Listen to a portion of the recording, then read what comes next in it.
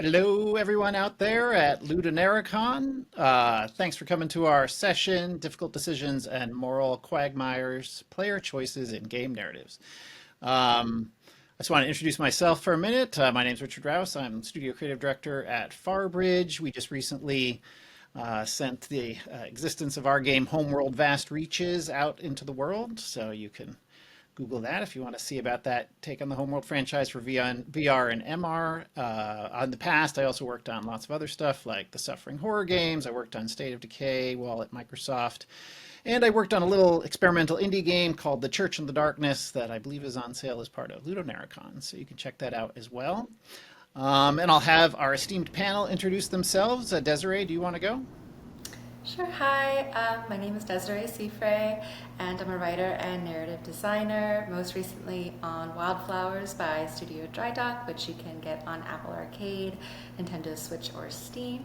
And my next game to be released will be Lost Records, Bloom and Rage, which is by Don't Nod Montreal. It's the first game out of their Montreal studio.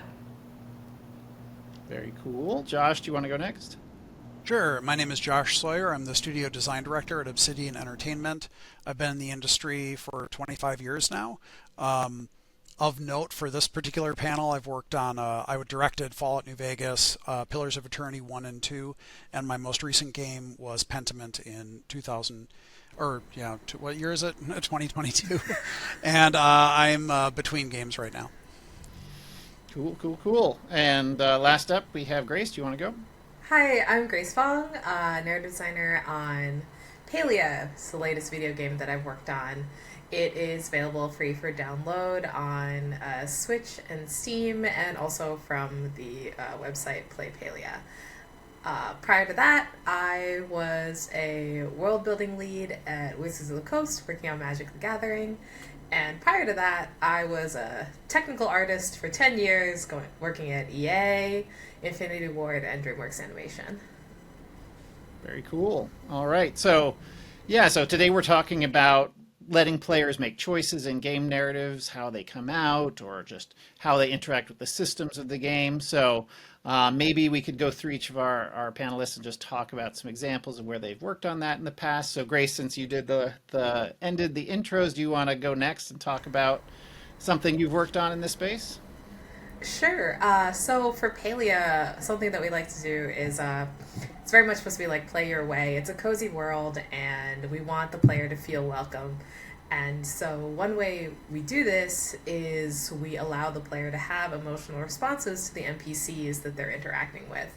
And we do this by essentially color coding or personality coding a limited number of options.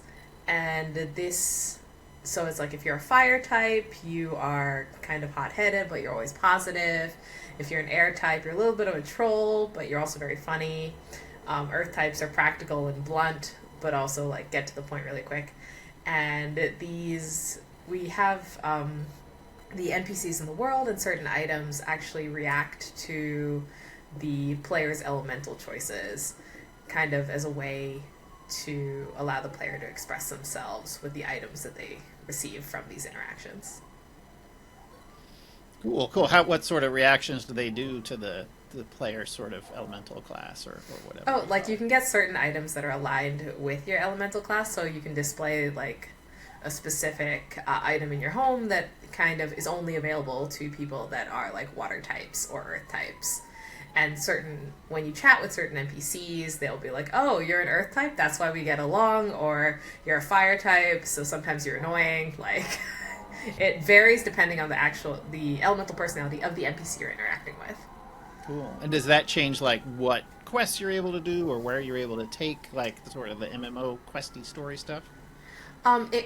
We did talk about that, but we wanted players to be able to experience all of the content. So we basically have this emotion system as a optional way to deepen your interaction with the story. We found that like our players really are driven by acquiring more content, acquiring more relationships with the NPCs. So we tried to not actually gate anything by that. Cool, cool. No, that makes sense. It's often a struggle in these of like, do you cut off content? Do you not cut off content? Maybe we'll get back to that later. But Wanted to go with next up, maybe Desiree. Do you want to talk about? I think the sirens in the background might be, if you're in New York, am I guessing right? Those might be your sirens. I think they're mine. Oh, they're Grace's sirens. All right. I was just trying to. I lived in New York, so I just remember those sirens all the time. Canada, I think of as a very safe place by comparison. Anyway, so Desiree, do you want to go next and talk about where you've done choices in a game in the past? Yeah. Well, sure. Sort of like what Grace was saying, Wildflowers is a very cozy world as well. But after the game came out, Amanda, our one of our founders and our design director, was kind of going through. We sort of did a post-mortem on the quests, and she picked out some of her favorites. And one of them is a quest that we call Cameron Pamphlets, which is when this character in town, his name's Cameron, and he runs this center called the League of the Conscious Mind, and it's like not a cult, where he comes up to you and he asks you if you'll make some paper for him so that he can make pamphlets to sort of distribute his ideas to more of the community. And right after he asks this of you, somebody else, Francis, who's the jewelry maker, comes up to you and says, you know what, I will pay you for that paper. Don't give it to him, give it to me, and I'll use it to wrap, packages in my store. And it's just this interesting moment because you've just arrived in the town and all of a sudden you discover that it's not like as happy and harmonious a place as maybe you thought that it was, that there's tensions in the town, that there's actually factions even, and that you as Tara are going to get the opportunity to maybe side with one side or the other. And so really it's just a paper fetch quest. It's teaching you the crafting system, it's having you make paper, but it becomes so much more interesting because you're given this choice, even though ultimately this choice will not matter in the larger scale of the story. It's not going to impact the ending one way or the other, but as a player it's really satisfying and it's really fun, and it gives those characters like little moments for them to shine. So that's one of my favorites. Cool, cool. Yeah, I love that. It's half of it is, in the player's head sometimes a little bit of like them associating with these different things, even if it's not branching the narrative in big ways. Did you find that the players reacted to that in the way you hoped they would in terms of feeling More attached than I to ever the would have developer? anticipated. Like we have memes. Like there's so many memes about that players have made about, not giving Cameron the paper. Most people are pretty staunchly anti-Cameron, and then the actor who plays Cameron really plays along with it on social media. So it's a lot of fun back and forth with this character that players love to hate. So yeah, it's really been a fun little moment in the game that players have latched onto. Cool. Yeah, it's great. Great when the plan comes together. Yeah, so Josh, do you want to go next? Do you have you've worked on a bunch of these, as you said in your intro. Do you have a favorite or one where you thought it worked out particularly well? Well, I think, yeah, most of the games I've worked on have choice and consequence in some form, and usually the consequences are felt pretty quickly and immediately after you make the choice, or not that long thereafter. With Pentiment, which is the last game I worked on, one of the things we were trying to explore is showing consequences over literally generations of time. So it takes place over 25 years in one community. So we're very used to, I think, at least in my games, when you play an RPG, you come to a town as the sort of outside stranger, and then you perform good or bad deeds, and then you leave. And so if you don't see the consequences immediately, or like, in the next town or something, then they kind of just fade into the background. But in Pentiment, you stay in these communities, Kearsarge and Tassing, a monastery and a town, for 25 years. And so you get to see things play out over a long period of time, including we force the player to make lots of choices, including deciding who dies. And you can't not decide that, or you can't basically choose to not choose. So no matter who you it's sort of a murder mystery. So depending on the people that you accuse of the murder, and they die, and then people hold you responsible for that. And then you can see that ripple across generations, and hopefully on multiple playthroughs, those changes are even more pronounced. So it was a really fun. It was really fun to experiment with time on a scale that I hadn't been able to before, and players really responded well to it. And were those choices then, because it seemed like depending on the choices you make, there were, many different outcomes. Was that really more systems driven than like previous branching stuff you had done, where like there were more, how did you implement it so that it would work that way?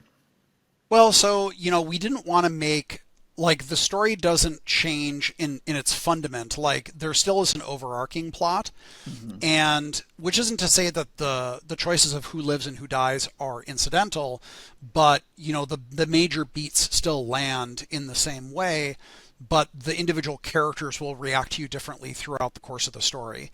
So I think that was kind of how we balanced it, because we didn't want to wind up in a situation where we're essentially making, like a dozen different main plots. And we sort of established very quickly that the potential murderers are all being manipulated by this figure called the thread puller. So there's like another figure in the background. So it's not about like did you answer correctly or incorrectly, and you actually never know if you answer correctly or incorrectly, which is what drives people crazy. Because they're like, I don't know if this person I condemned to death is the person who actually did it. And then that thread puller in the background still operates over the generations. So that's what kind of keeps the player moving forward, instead of saying like, well, you did it wrong, you did it right. So here's a completely different story. Right, right, right. And was that, had you gone, like in other games, gone the more branchy, like the story more forky sort of direction and regretted it? I wouldn't say regretted it, but it's time, right? Like this stuff gets really complicated. And so, for example, in both Pillars of Eternity, Deadfire, and Fallout New Vegas, we had 4 factions that you can ally with. And while those faction quests, there is overlap between them, because we don't want to make completely unique content for everyone, there's still variability in how they overlap. And it winds up being, if not, 2 whole games, it's a huge amount of content. And some of it is going to be unique per faction. And you do wind up in that sort of like, players, if they do one playthrough of Fallout New Vegas, there's a huge amount of content from the other faction quest lines that they're not going to see. And so to a certain extent, you either have to, you either have to sort of scope down or just be comfortable with investing effort knowing that players are going to miss a lot of that stuff. And that's part of the appeal, but it can also go too far. So it's a balancing act. Yeah, yeah, no, that's always something that I've heard when I brought this up on development teams of like, hey, we should do this branchy thing here. There's usually a concern of, but what if the player doesn't see X? Well, we spent so long on this cutscene or whatever it is, and then you're like, well, let's spend more money on the cutscenes that everybody sees, and then the other cutscenes will be a little more cheap, but still okay. But oh wait, no, maybe let's make anyway. It does have that potential Yeah. of sort of flowing that way. And I had heard a story once that the Bethesda had a rule internally in development that you were not allowed to say, but what if the player misses this? Like it was forbidden on the development team because their games are all about having all this bespoke, like separate content off to the side.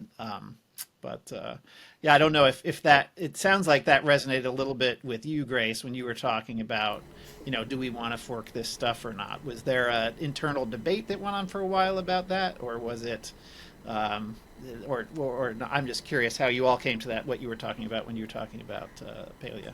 Yeah, so like for Palia, I think the core difference is there literally is not really much replayability because it's a live service game.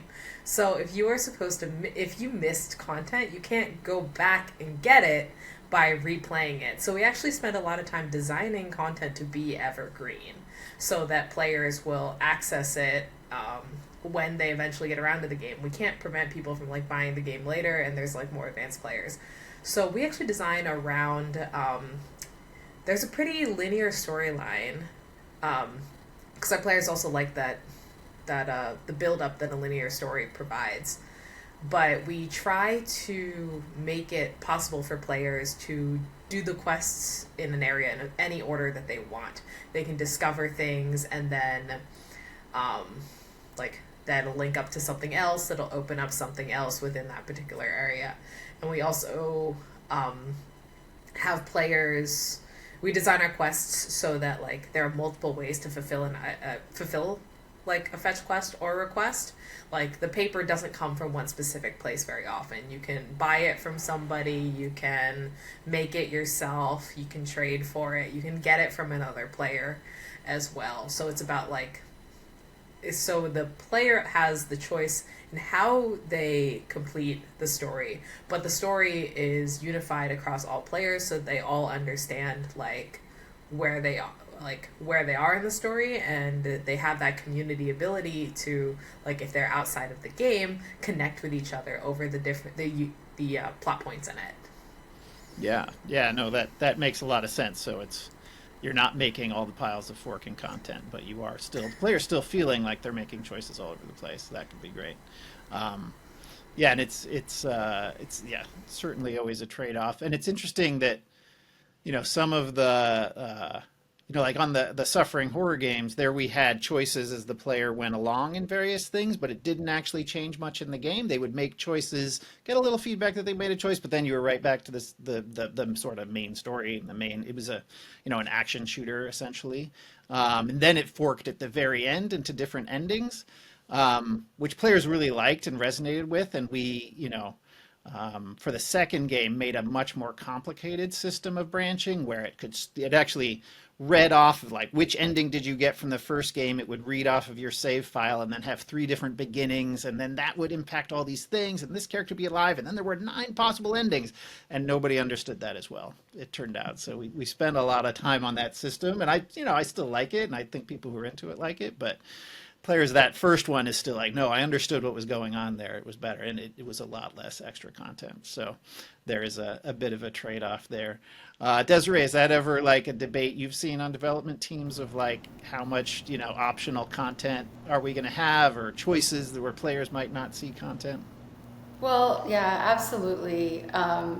But I feel like people, at least the teams that I've worked on more recently, are kind of becoming more okay with that. And it's like, okay, well, this is an incentive. If it's a game that's not a live service game, obviously, for you to like go back and play it again, and you know that you're not going to be able to get every little bit, every morsel the first time you play it. Now, obviously, it might make a difference in like how long the game is, because you might be more willing to replay something, if it's going to be 6 hours to get the different variant versus 50 or something.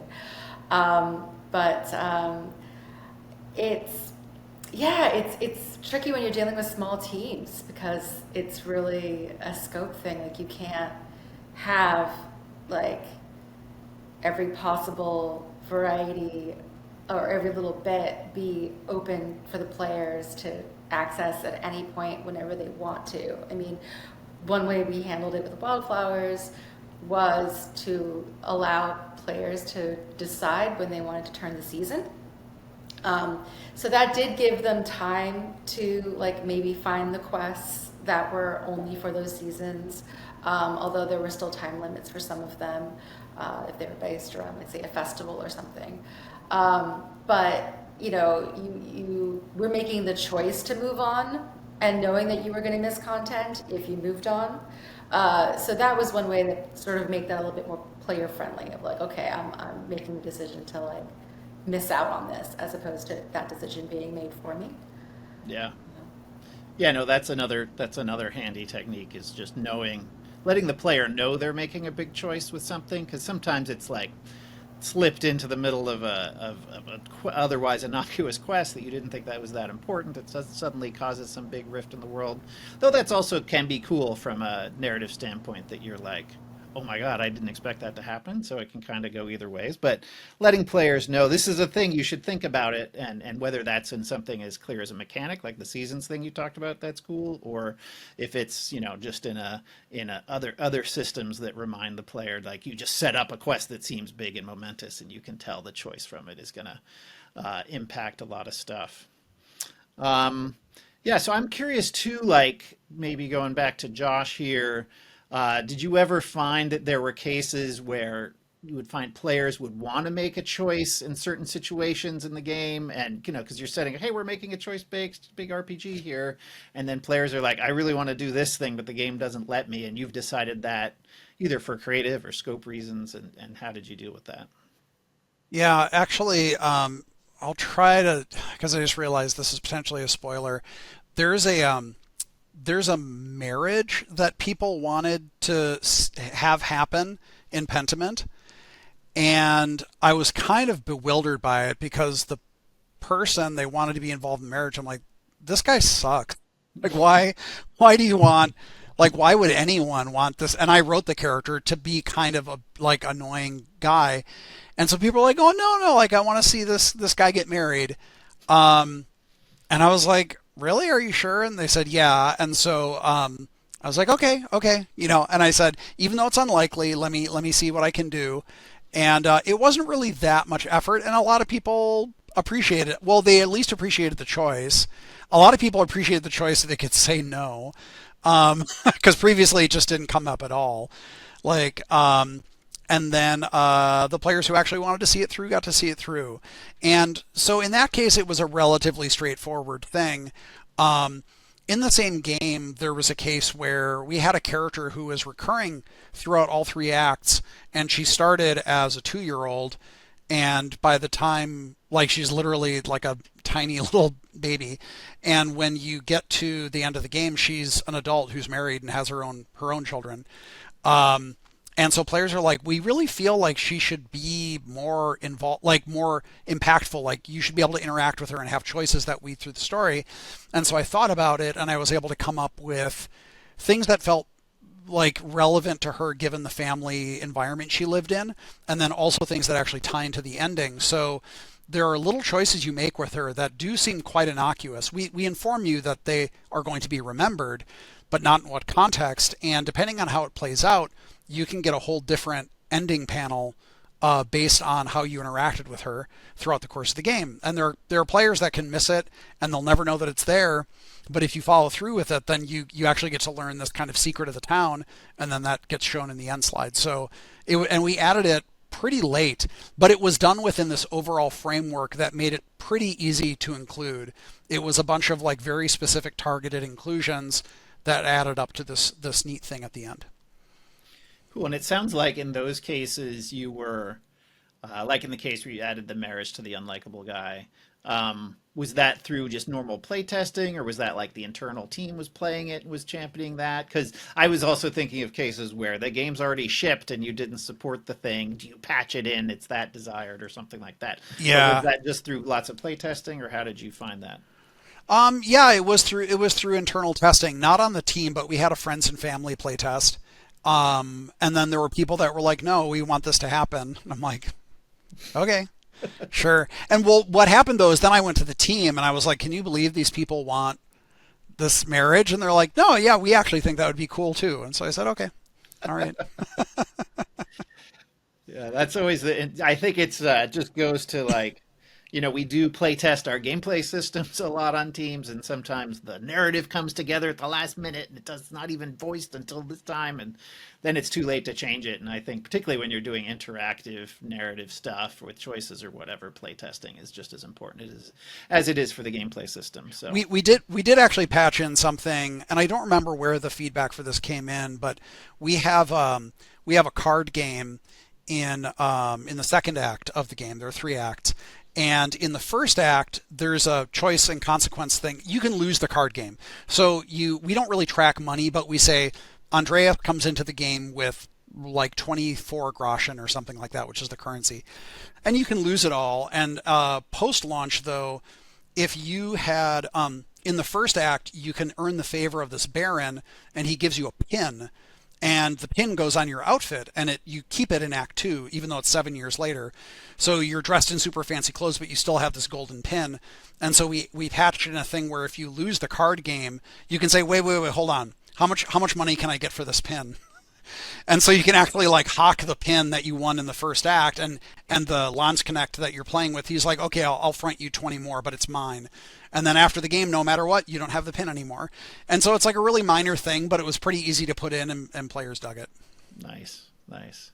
Grace, did you have any cases where, based on like player reaction, I mean, as a live service game, I would imagine you're constantly monitoring player reaction and then changing the new content you're making. But was there anything where players really wanted something and you were able to patch it in to existing content, or just think about it for future content?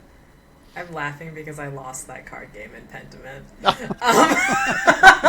I'm not very good at cards. So, this is going to get a little meta for a second, but the choice to make everything discoverable was actually player driven. Originally, as developers, we had thought about making certain content limited time only or certain content like based off of choice decisions, but we found out that through like our very hardworking community managers that our players are really upset when they realized that certain quests were missable. So we actually had to like go back and change it and make certain things more discoverable, make things a lot easier to locate, um, and basically redesign the gating of our quest system and content reveals in such a way that it made like things were only gated if they made narrative sense for it. So they actually became parts of quest lines. So players would have the ability to, well, would have more incentive to explore and discover and find new things, and so and be rewarded for narrative content, rewarded with narrative content for longer quest lines that they're more emotionally engaged with, but have a lot more smaller things that they could find just through regular gameplay exploration. cool, cool. Yeah, no, that makes a lot of sense. That's interesting that that whole like let's find everything came from the community. It kind of makes sense, particularly in a live service thing like that. Um, Yeah, I guess I wanted to. I guess I had sort of an interesting example of this, but where it was foiled, and it was my own fault. But it was Uncharted 2. I really liked that game a lot. And if I don't know, not too much of a spoiler here, but there's kind of a love triangle between Elena and Chloe in that game. And I was like, oh, they're setting this up so that at the end I get to pick whether Nathan ends up with Elena or Chloe. And I forgot I was not playing that type of game. And of course he ends up with Elena. I was Team Chloe all the way, and I was like, I can't. This is terrible. Oh wait, why did I think this would be a branch suddenly at the end? So I believe Naughty Dog, if you're listening, there's still time to patch Uncharted 2. Give me that choice, but yeah, probably not going to happen. But that's okay, and it sort of goes to like interesting, like how players. I think most. I'm pretty sure I'm rare in having that frustration with Uncharted 2. Most players intuit what type of choices a game is going to have over the course of playing it, and then are like, probably before buying it too, they're even knowing, oh, this is the type of game where my choices are going to matter, or it's just where I'm going to be on a cool ride, which is more of the Naughty Dog experience. Yeah, I wanted to move on a little bit. The title of the session was Difficult Decisions and Moral Quagmires, and I'm sort of interested in like, there's one thing of just letting players make choices, but there's also setting up difficult decisions in games. I was wondering, is that something, Desiree, you've ever worked on, like setting up choices for players that are intended to be difficult and hard to make narratively? Um, or if you found that in any other games that you liked, that had those sort of difficult decisions. And do you like those sort of situations or not? Well, when I first came on the Wylde Flowers team, we had this really funny quest that was part of like the vertical slice, which was that your grandmother gives you these tainted cupcakes to give the town that gives everyone bunny ears. And so, and her reasons for doing this are like a bit mischievous, but also she's just like trying to prove that, people shouldn't judge other people, to be too quick to judge other people. And we took that out because we realized that having Tara move to the town and immediately being given the choice to basically serve her new neighbors tainted cupcakes is a really like morally questionable decision. So we removed that quest and it didn't make it into the final game, but we did end up adding back the bunny ears as part of an update, it's an accident that happens in springtime, so it's like an Easter themed quest, and only a few people get the bunny ears. But it's not, you're no longer making this decision to like serve your neighbors tainted cupcakes. So, because you don't necessarily, in a cozy game at least, want to have, the main character doing something that's quite that dubious. It sort of depends on the genre of game that you're working with, I think. So, I do think that some of my favorite games are games that set up these choices, and they might be moments that you don't necessarily even realize are going to matter, but then they end up mattering. Like Don't Nod's game Life is Strange. I didn't work on that game. I wish I had. But the moment with Kate, where you can save her or not based on how kind you've been to her in the past, based on whether you've, observed her space. It was the first time I'd really ever encountered anything like that in a game. And again, that's another moment that doesn't necessarily impact the very end of the game. There's another big moral choice that you can make at the very end, whether to save the town or save your friend. But to me, the moment with Kate is kind of, I don't know, it really stands out more because you do get all these little tiny choices where you can attend to her or not.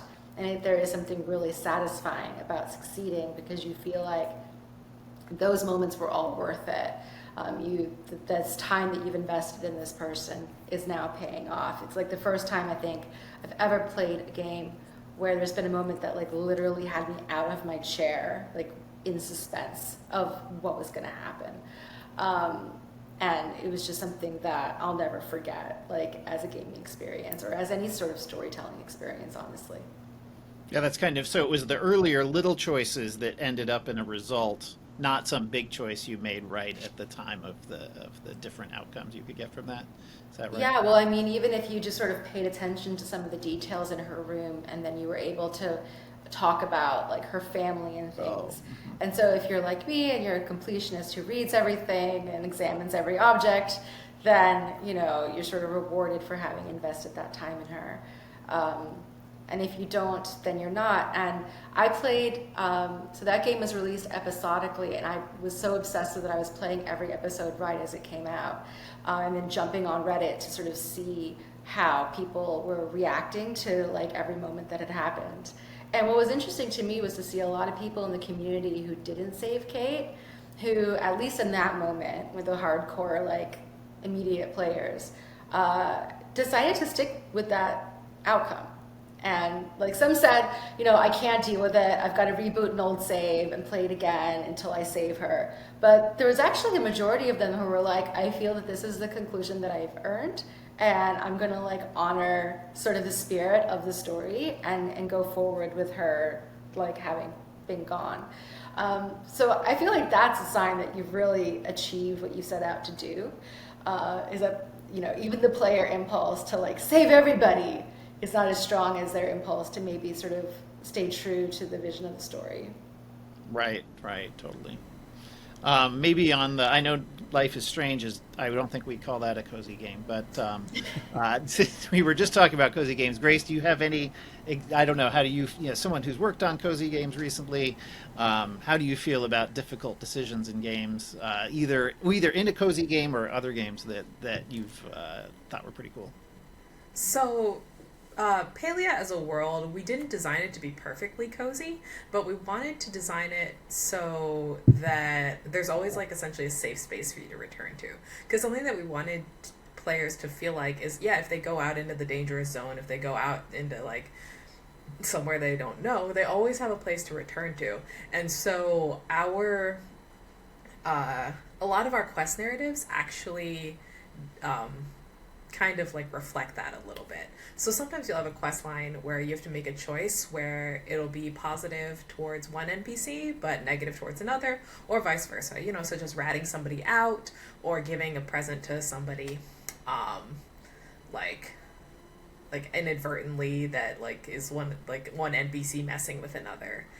And as part of these quest lines, we almost always write something that helps conclude that quest line in such a way that you have made up for the mistake or negative thing that you have brought into the storyline.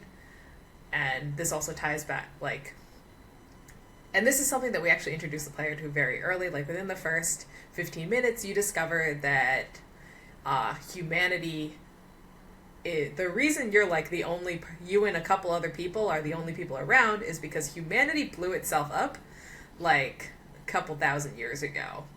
And so surprise, not a cozy game after all. And so part of like the coziness of the game is How are you going to live in this new world? How are you going to adapt to it? How are you going to take that previous um, really bad thing and make something good out of it? How far does the player get into the game before they? I mean, is this right from the beginning? You know this backstory, or is it a twist that comes at It's some point? pretty close. If you walk outside during the Fatui, you talk to a specific character named Eloisa, and she says, "Wow, haven't seen one of you ever." So it's pretty quick. But so at the that essentially is one of their ways that we try to get people invested in the story is we're automatically presenting people with a mystery that they want to solve, a mystery Hmm. about how they came back, Mm. essentially. Right. You have to play to find out. Right. Cool. Wow, some sort of funny connection to like Fallout New Vegas in there, where that's all about the rebuilding after the great explosion in the past. Just cozy edition and hardcore RPG edition.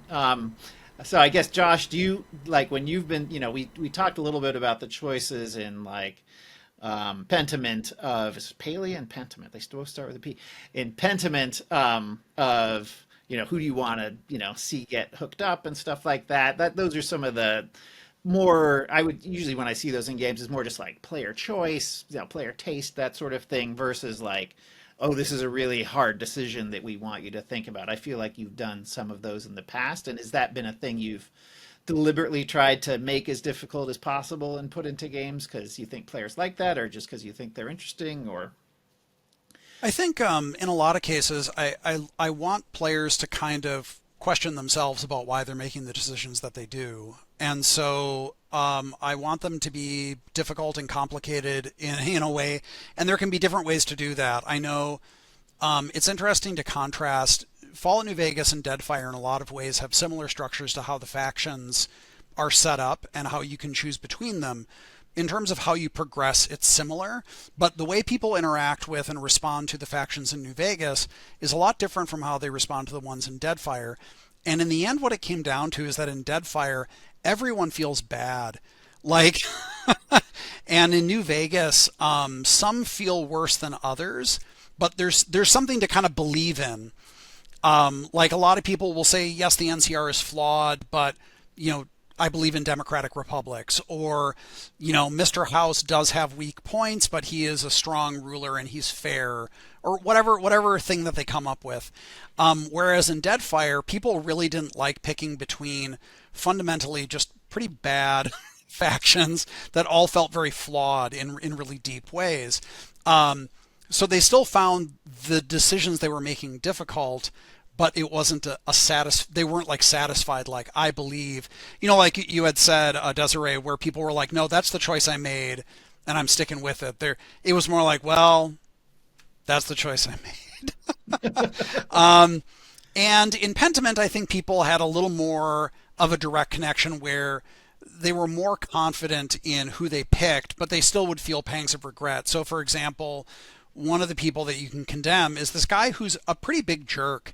Like, he gives you a lot of reasons to dislike him, and he's by far the most commonly accused person. And what it kind of came down to, at least anecdotally in a lot of responses, is people said, like, I just don't like him. It's not that they necessarily believe that he's the person who did it. They're like, I don't want to see this guy around. But then when he dies, you have to attend the execution, and it's really bad. And people, like a lot of people said that they made that decision and felt satisfied, and then they saw the consequences, which they knew at a certain level, yes, he's going to die, but when they see how he dies, they felt really bad about making the decision, which I thought was interesting. And then there's a lot of other stuff that we do where it's more playing with expectations, where we do have little choices that get tracked, and we let the player know, and we try to pay those off sooner rather than later, at least early on, so they understand things that you say that seem minor can be consequential, maybe slightly consequential, maybe more consequential. But then we'll also play with that expectation where it's not always being nice to people, that's a good thing. And it's not always picking an option that you've unlocked. So, for example, a lot of people are, especially in games that I've made, are used to seeing, oh, I have this background, so I should pick it. That'll give me something special. A lot of times in Pentiment, you come across as a know-it-all, and people don't Like, they don't care. Like, shut up. We don't want to hear your opinions on law or medicine. It's not relevant. And so when we let the player know, like, sometimes these are bad, then it becomes more difficult because this thing that seems sassy or the thing that seems sort of to stroke their ego might not contextually be a good decision. And so they have to think about it a little bit more. And I really liked how that played out with player choices. Cool, cool. Yeah, some good examples. The game I did, The Church in the Darkness, set inside this religious cult, and you're kind of not sure if the cult leaders are all the way bad or all the way good, or at least that was the intention. I found that a lot of players came to the game, well, either there were a few types. There were some who were just like optimizing for gameplay, and they're like, well, killing all the people is going to get me more ammo, so I'm going to do that. But others would like hear the cult leaders talking and quickly decide, oh, these people are bad, or these people are good, maybe along political lines or just the tone of their voice or whatever, and then would have decided, and they didn't really get the like, oh, I'm going to study this all along the way to see which small variation in sort of their dialogue they're doing, because the game would change their personalities every time you played, so you were supposed to not know if they were, fully like apocalyptic, heading towards a bad end for the cult, or just weird hippies living in the woods, because they were always pretty like strident with their rhetoric, and that was kind of the point, was that it was hard to tell. But then also as a gameplay system, it was hard to tell. And players would just say like, oh, I was supposed to think about that? Huh.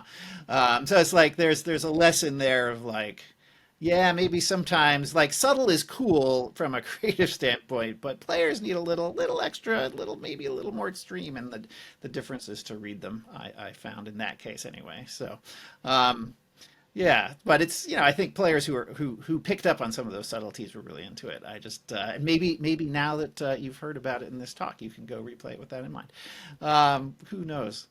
So I guess as we're getting a little low on time here, I was wondering if there were any other Desiree, you brought up the great example of the choices in Life is Strange that inspired you. Grace, were there any other games that you look to as like having great choices in them that you'd recommend people check out? I like games that make me feel bad, which is funny because I work in cozy games and aspirational games.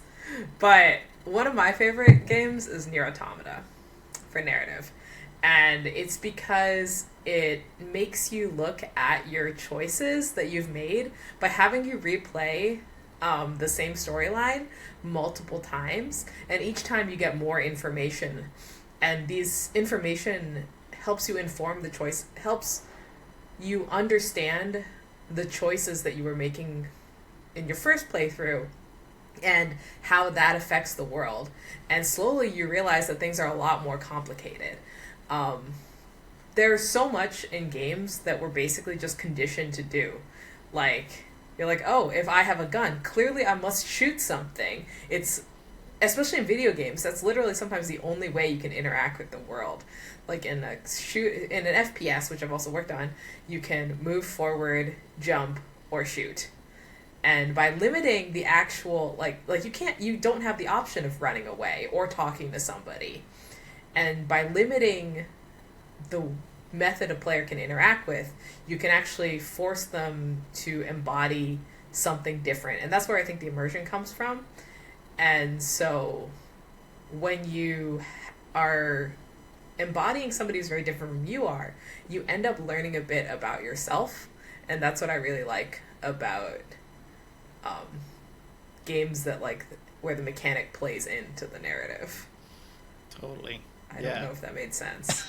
No, it did. How the gameplay system, even if it is purely at like a game mechanic standpoint, it's still informing the narrative, right? It's still like telling you how you feel about it. And I liked your example about the gun. Actually, on the Church in the Darkness, a journalist was playing it, an early version, and initially you went into this, you were infiltrating the religious cult in South America, and you started the game with a gun in your inventory. And they're like, well, I'm starting with a gun, so you've already set the table for what I'm supposed to do. I'm like, oh, crap, I hadn't thought about that. So you no longer start with a gun. You can still find a gun. You can steal somebody else's gun and use it. So it was a pretty easy change to just change what your initial loadout was to set the tone a little bit. The people who want to shoot are still going to go get the guns and shoot everybody, but it turns out. But yeah, no, that's a great point of like, what is the sort of player's starting state. And I sometimes even think of like the marketing materials. Is there a gun in the marketing materials? It's like, because that's, if I see that, oh, I'm going to buy the game with the gun. Why aren't there more guns, or something? So, Josh, is there any game you think of that was particularly good at doing player choices that you look as inspirational in that way? The sort of cop-out answer would be Disco Elysium, so I'm not going to pick that. But I will say, I do think a lot about Papers, Please in terms of difficult. Like, it really did a good job of weaving in. At first it seems like mechanically pretty straightforward. Like, yep, I'm a border guard and I'm checking this stuff. But as it goes on, like, it seems straightforward because you're like, well, these are the rules. I apply them, and yeah, there's a time limit, so I want to be brisk about it, but, straightforward. And then it starts introducing that you have this, at end of day, you have your own family to take care of and people getting sick and like you need medicine and you need this stuff. And you realize, oh shit, like I actually can't afford to take care of my family on the salary that I'm given. And then people start coming through and either they're offering you bribes that kind of seem innocuous, or even worse, it's a person where you're being bribed by someone that you feel sympathetic towards. And so you're like, well, I mean, who's it going to hurt, right? And so sometimes that plays out okay, and sometimes it really doesn't, and you can get suspicion towards you. And so it does a really good job of making you feel the pressure, because in a lot of cases, I guess that's the thing, is like in games where what a choice is difficult, and it sort of forces you to evaluate your own values and why you're making the decisions you are, and also empathizing with a person who might be in that situation. Not to say that there's no moral decision to be made there, but that it's maybe a lot more difficult than you might expect. Like, why do people in these positions make these choices? And it's like, because their life is more difficult than you might have thought, and the circumstances are more complicated than you might have thought. And so I do think about that a lot, because without having really sort of a proper, let's say, narrative, the way that the mechanics weave into those scenarios, I thought was really well done. Yeah, no, I love that as well. Papers, Please is the great integration of gameplay mechanics and those choices. Ludonarrative consonants. Right, and the no time to think about it factor Yep. as well. Yeah. Desiree, you did bring up Life is Strange before. Do you have any other great examples you recommend for interesting or difficult choices in games? I mean, it's not a game that I would want to play right now, but This War of Mine certainly. Yeah. But yeah, I think I'm in a moment right now where I'm leaning more towards the cozy escapist fare. But it's definitely one that you can see the consequences of your choices over time, and you're in a position where you can't make maybe the good moral upstanding choice that you might make in a game that allows you to have that luxury. Yeah, great example. The other one I throw in sometimes is Alpha Centauri. I don't know if anyone remembers the old sort of 4X strategy game in the Civilization mold, but it was colonizing another planet, and they had these different factions that you could be that were all, not getting along with each other, and like how the planet should be colonized. And they deliberately, I talked to Brian Reynolds, the designer, about how that was very much deliberate, that they like mapped out like what are the different moral choices you could make when landing on a new planet, and do you choose science over faith, or do you choose ecology over commerce, and all this stuff, and played it really well. And in a strategy game where, particularly, back when Alpha Centauri came out, you weren't used to these sort of narrative choices. So if people can find that somewhere, I recommend checking that one out. But yeah, I think we're about at time here, so we should probably wrap up. And I want to give everyone a chance to give a shout out to where they can find you online, or anything else you want to plug. So Desiree, do you want to go first? Hi, yeah, you can just find me at my name, Desiree Seafray, at Blue Sky, or on LinkedIn, or my website's also just DesireeSeafray.com. And you can play Wylde Flowers, like I said, on Steam, Switch, or Apple Arcade. And I believe Lost Records, Bloop and Rage should be available to wishlist on Steam. Not 100% sure, but I think it should be. Awesome. Josh, how about you? Sure. You can find me on Twitter, although it's kind of a stream of consciousness garbage dump, at J.E. Sawyer. But my Tumblr, I try to answer questions on my Tumblr, which is also J.E. Sawyer. And Pentiment is out for PC and Xbox and PlayStation and Switch. So you can go and find it and hopefully enjoy it. Awesome. And Grace, how about you?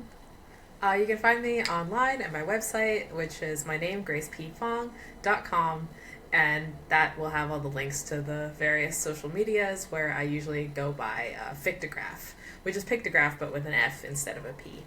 And you can get Palia at playpalia.com to use its own launcher, or you can get it on Steam and Switch. It is spelled Palia. Nice. Yeah, and again, I'm Richard Rouse. You can find me and some of my talks and stuff at paranoidproductions.com, where The Church in the Darkness is on there, or on sale as part of LudoNarraCon, or if you want to check out Homeworld Vast Reaches, which doesn't have a, which is a very different game than everything we've talked about here, as VR, MR sort of space battles. You can just look for homeworldvastreaches.com, I think, and that'll take you to that website, and you can go wishlist that and stuff like that. So anyway, this has been great. Thanks everybody for doing the session, and have a good time at LudoNarraCon.